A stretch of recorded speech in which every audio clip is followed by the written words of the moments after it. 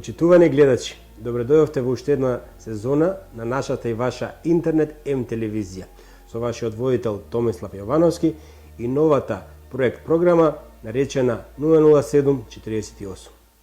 Добро вечер, драги гледачи, во нашата и ваша популарна емисија 00748 во уште една анализа на сето она што се случува на геополитички план во регионот, во Европа и глобално во светот.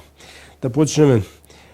Најнова вест е дека стартуваше примирието помеѓу Израел и Хезболах, каде што како брокери и посредници се јавуваат Соединените американски држави и Франција. И сега ќе видиме како на ова примирие сите оние прокси милиции поддржувани од Иран, како ќе се постават. Тука говориме за исламски отпор, кој е ирачко крило на Хезболах, исламски джихад во Газа, тие се сунити, првите исламскиот отпор се шиити. Потоа ги имаме тука различни милиции кои делуваат во Либан. Ќе биде интересно да го следиме прогресот на ова примирие. Секако е за поздравување. Настани кои што ги одбележаа последниве десетина дена, секако мораме да ги споменеме сите оние војни случувања што претходеа на ова примирие. Така да имавме напад на приобалниот либански град Тир, каде што за жал на Израел имаше и 7 убиени војници на IDF. Секојдневно Хезболах знаеше да рекетира дали од Сирија, дали од Либан, да рекетира области воени мети, но и цивилни мети во Израел, на северот од Израел, но и Хаифа, Тел Авив.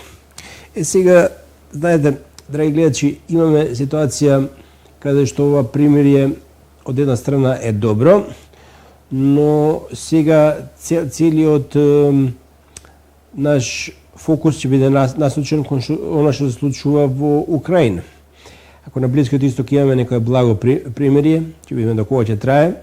Во Украина се вжештува со одлуката на председателот на Соединените американски држави во заминување Џозеф Бајден да им додели право на Украина да користат ракети со среден и долг домет, отвара многу прашања.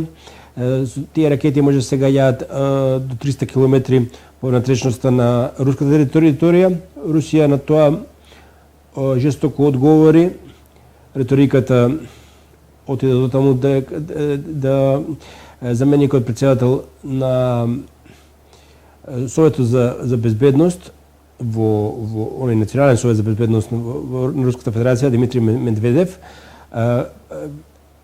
рече дека ќе се случува тоа што никој не го посакува, а тоа значи сега руските ракети ќе бидат насочени кон наредбодавателите, значи не само кон властите во Киев, туку и во градовите на западната алијанса, НАТО алијанса.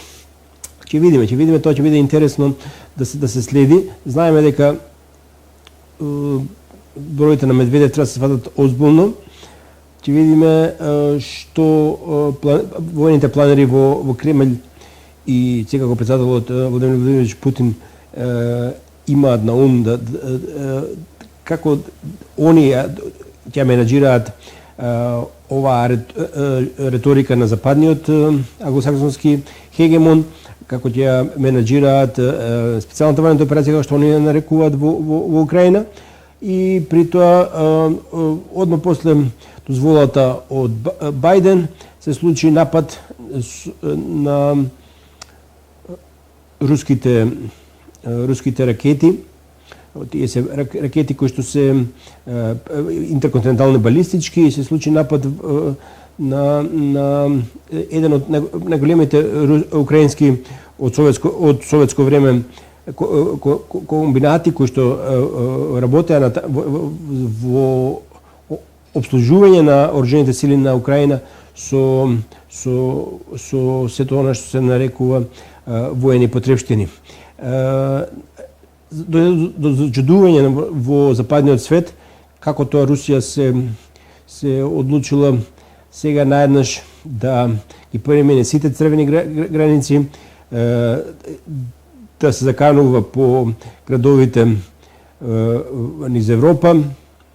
При тоа се спомнуваат и оние фамозни 12.000 севернокорејски војници, односно војници на севернокорејската армија, кои што наводно се веќе во Курск, во регионот на Курск, и ќе имаат задачи, војни задачи да ги стераат оружените сили на Украина кои што длабоко навлегува на руска територија, нели? Односно тоа се области Бријанск, Курск, Белгород, кои што се погранични со области помеѓу Руската Федерација и Украина.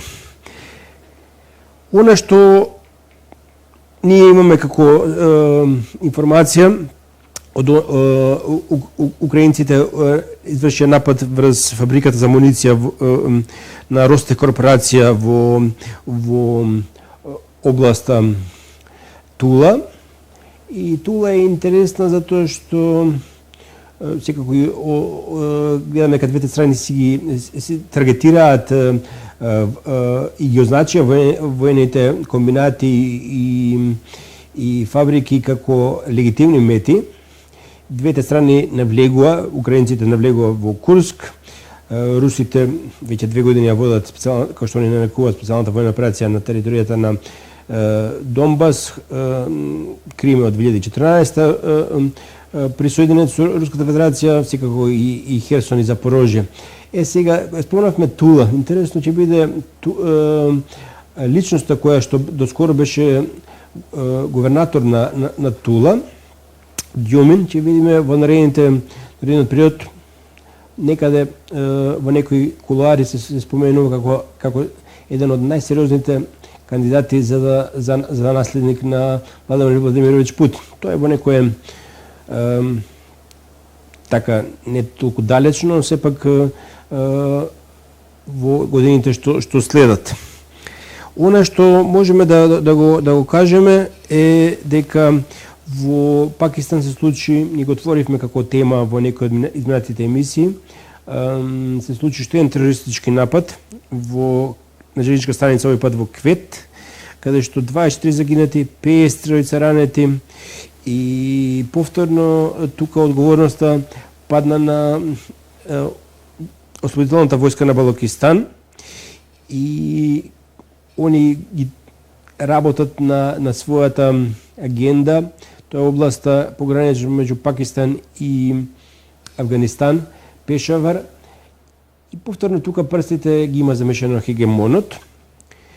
Во делот пак на Кина која се обидува да парира, но во своите намери да го преземе тронот на светски број 1 играч од Соединетите Американски држави, но за разлика од хегемонот кој гледаме прави шарени револуции, портокалови револуции, подбуснува вооружени конфликти во суверени држави, Кина се обидува економски да ги придобие, така да речеме со Индонезија склучи договор за користење на ресурсите што ги има Индонезија во делот на руда литиум и нова фабрика за никел. Значи гледаме дека Кина не отстапува од себе промоцијата на нов лидер, но за разлика од Соединетите Американски држави, Народна република Кина вели ние ќе сработуваме со сите.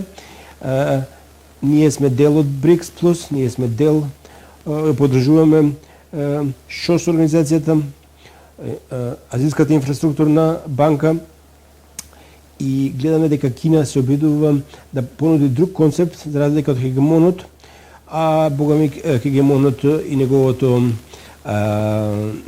планирање го видовме и кај нас и во период 2001, но и во период 2015, 2016, 2017, се до промената нели на неуставната промена на уставното име. Во делот на тој пацифички, индо-пацифички регион, додека Кина се обидува да ги придобие на своја страна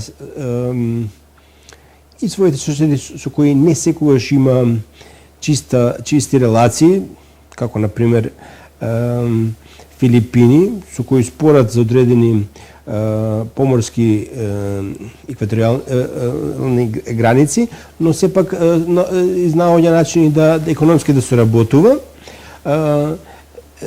Хегемонот, истите тие играчи се обидува да ги подбуцне против Народна република Кина. Конкретно, речеме, Филипини имаат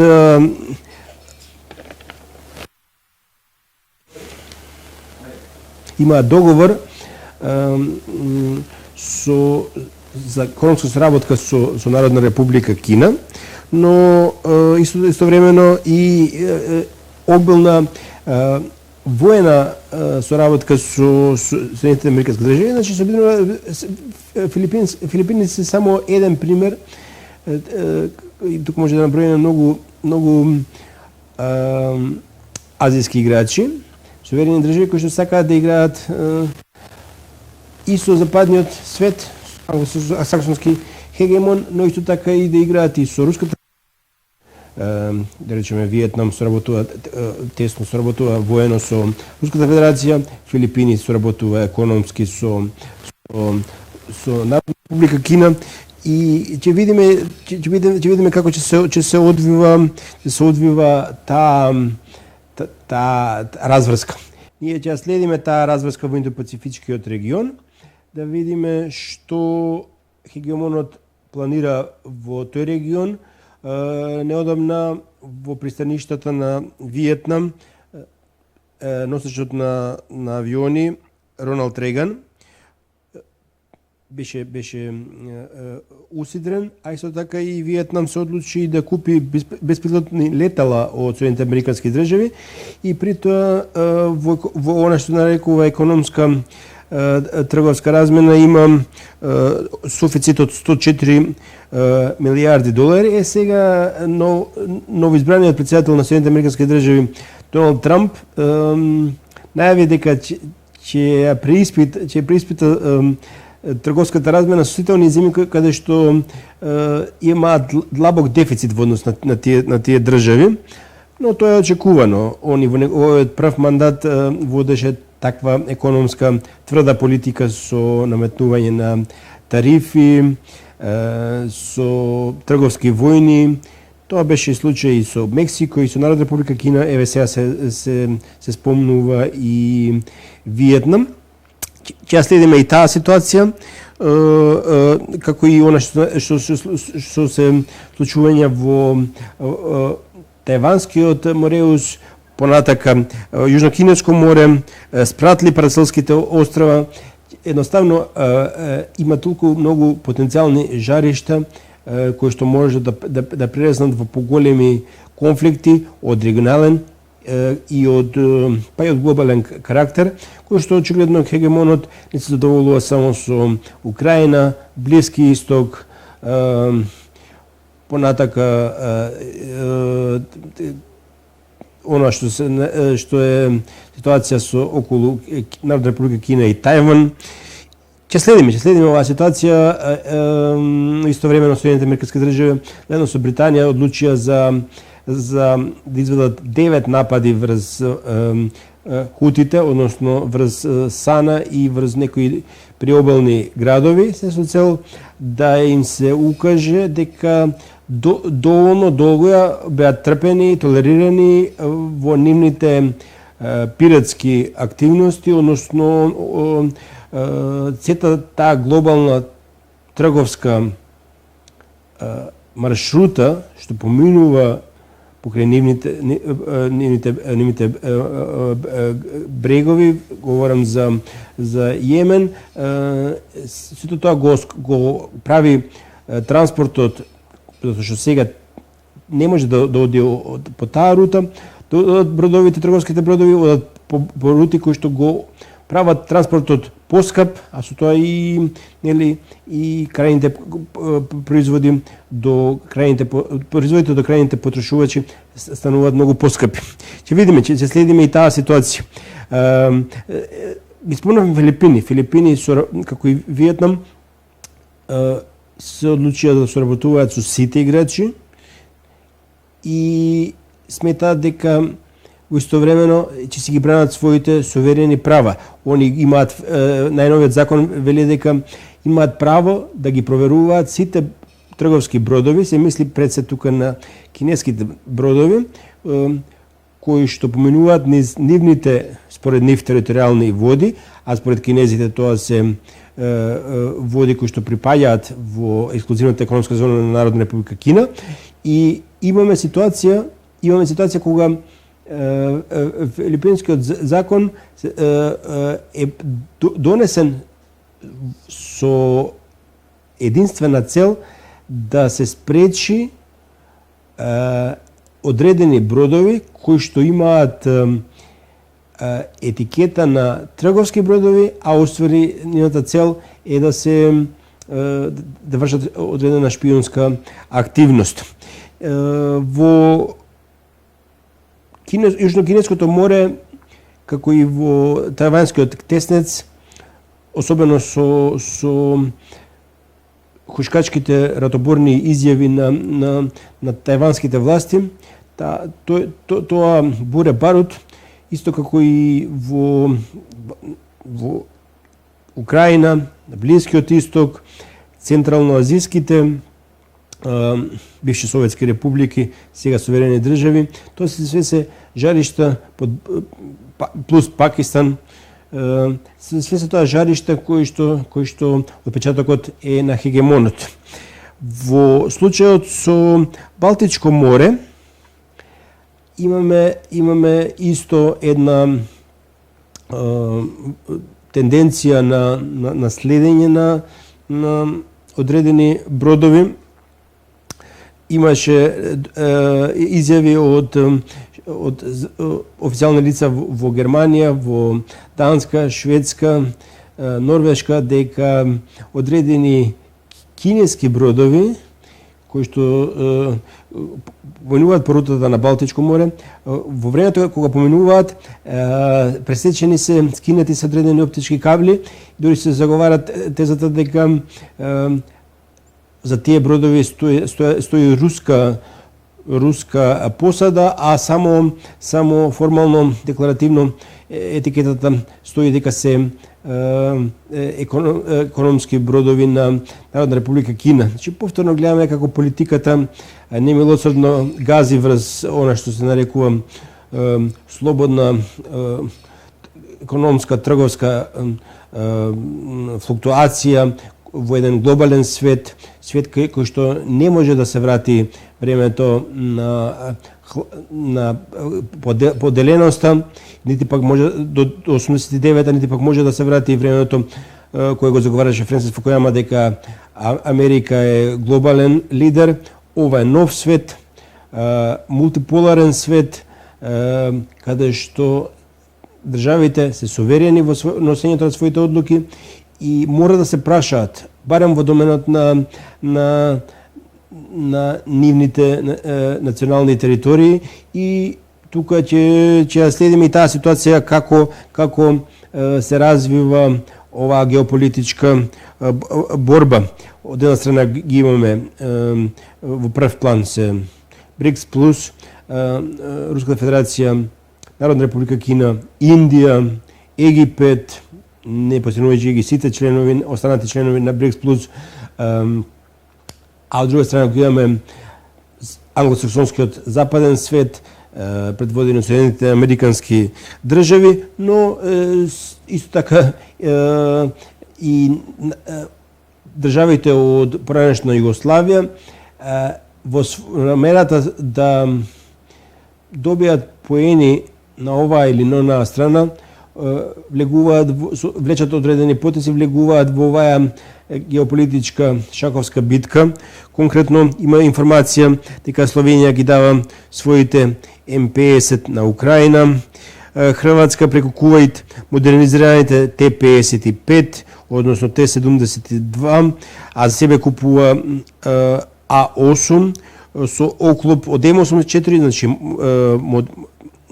модернизирани, односно се со цел да ги обноват старата југословенска техника со западна, пред се германска војна техника. Говориме за има индици за купување на тенкот Леопард А8, и тоа се барем намерите на хрватската елита кои што сака да обноват својата војска со купување тенковите А8. Имаме тензии и во Сахара.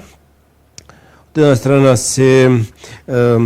тоа е Полисарио, поддржан од Алжир, кој бара независност од Мароко.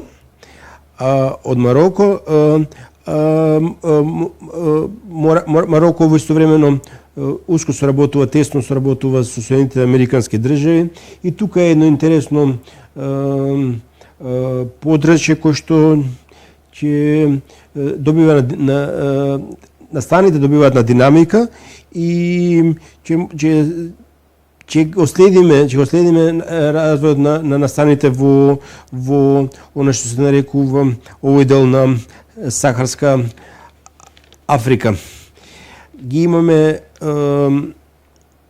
спомнавме дека Кина работи на своите економски планови, за разлика од хегемонот кој што се обидува да отвори нешто во проблеми во Сахара, во Сахарскиот дел од Африка. Ги имаме случувањата во делот на ЕКОВАС, организацијата каде што Мали, Буркина Фасо, Нигер се протиставуваат на хегемонот, и тоа успешно го прават, нормално со поддршка на Руската Федерација, предствено и економска соработка со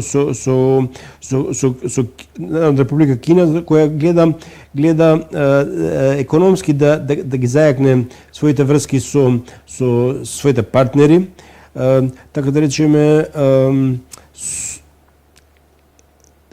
гледа глобалниот југ, Global South, како стратешки битно подрачје каде што може да зголеми трговската размера. Така да речеме, ако во 2000 година со латиноамериканските и карибските држави трговска размена била 12,5 милиарди, во 2022, значи 20 на години подоцна, таа е зголемена до 483 милиарди.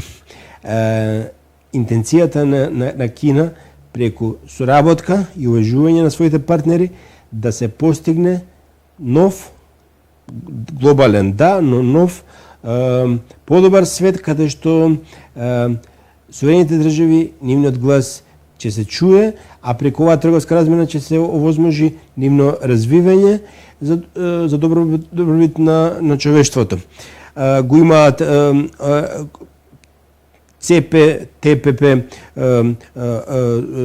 споразумот, значи она што е договор за Trans-Pacific Cooperation, и кој што ги вклучува земји како што се Бразил, Перу, и овој договор треба да, тоа го спомнавме во минатата емисија, има за цел да направи таа соработка помеѓу Народна република Кина и земјите од Латинска Америка, и значи Јужна Америка и Карибските држави, двонасечна улица и за кинеските производи кон тоа тржиште, кон тој пазар, но и нивните производи да стигнат до големиот кинески пазар.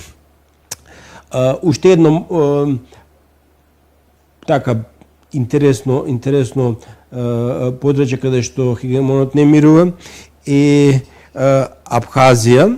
Абхазија тоа е делот каде што бунтовниците, да речеме, влегува во парламентот и побара да изгласаниот закон за тесна економска соработка со Руската Федерација да биде ставен вон сила. Значи повторно гледаме како хегемонот во предворието на Руската Федерација како подбуцнува, увежбува различни револуции, се со цел да наметне своите решенија кои што имаат за цел успоставување на една светска влада, каде што дури и Америка, девизата на Трамп, Make America Great Again, е тргната по страна.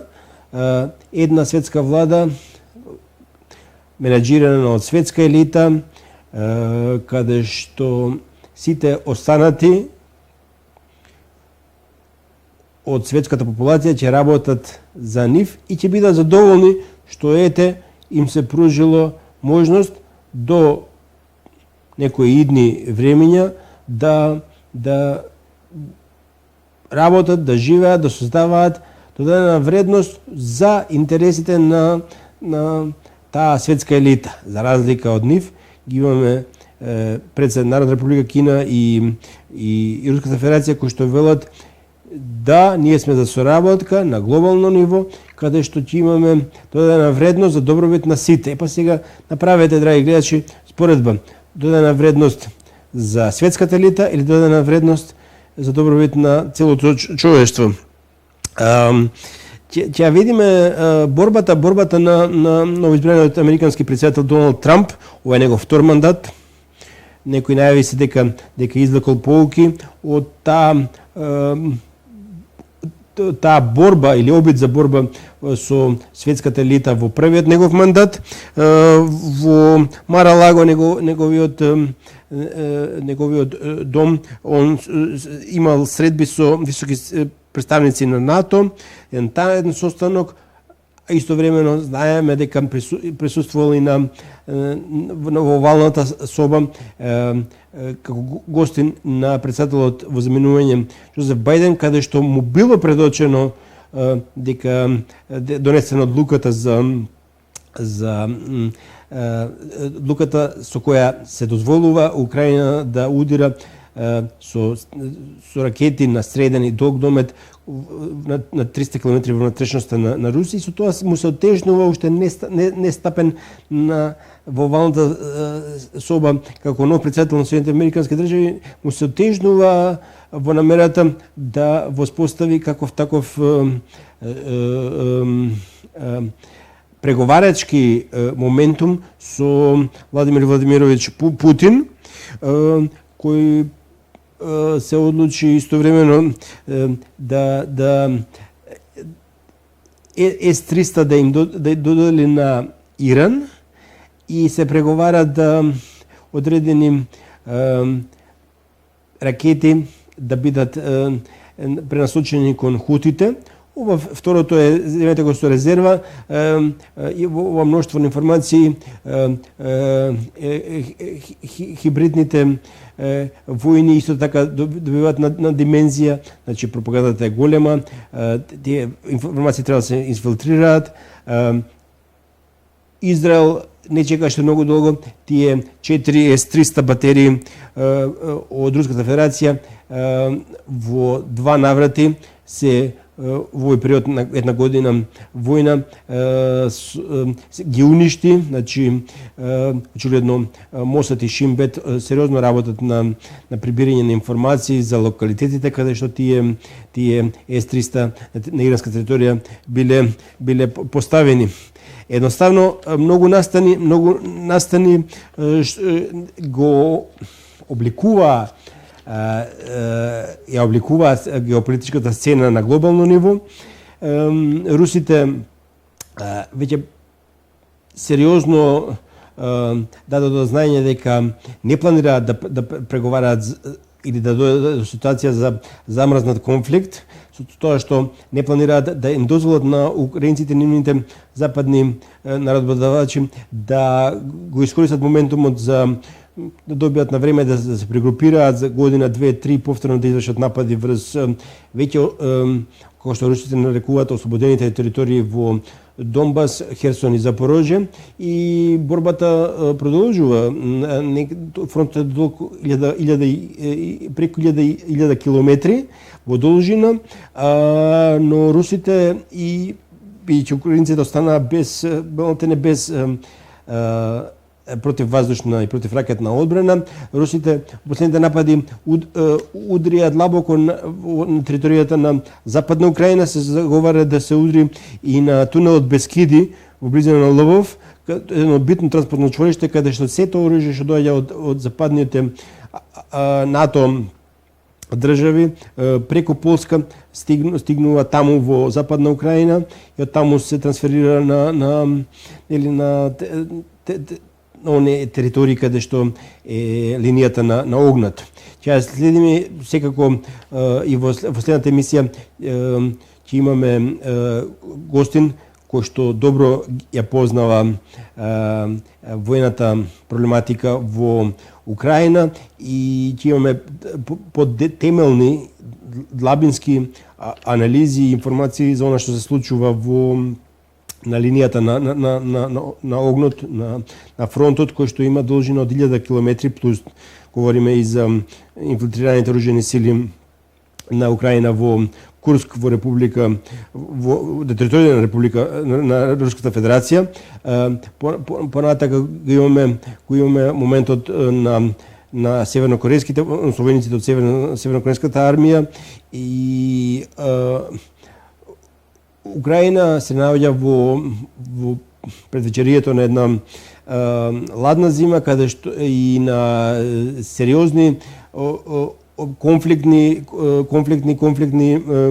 некои така да наречеме ситуации по линијата на целиот фронт, каде што губи, и ако сега во моментов некаде 22% им изгубено од својата територија, што беше пред војната, 24 февруари 2022, се говори дека прогресот на руските овие конфликтни мали фронтови, кои што го сочинуваат тој голем фронт од 1000 километри, се говори дека Украина до 20 јануари, кога е стапува на сила новиот председател на Соединените американски држави, Доналд Трамп, би можела да изгуби дури до 33 до 35% од својата територија. Ќе видиме, премногу е рано за овие месец и пол, скоро два, да се каже дека Украина може да оружјените сили на Украина да се полисат на изгубат дополнителни 10 до 13% своја територија, но факт е дека русите се решени во својата намера да таа некоја природна линија на реката Днепар да биде воспоставена како зона зона на демаркација, кое што може да биде некоја почетна точка за некои идни преговори и одмрсување на Гордиевиот јазол и конфликтни ситуации помеѓу кои прерасна во војна, регионална војна помеѓу Руската Федерација и Украинската република, односно Украина. Така да, драги гледачи, ќе ве замолам и следната недела да бидете со нас со ексклузивни информации за фронтот во Украина, и имаме ексклузивен гост. Ви благодарам и останете ми во добро расположение.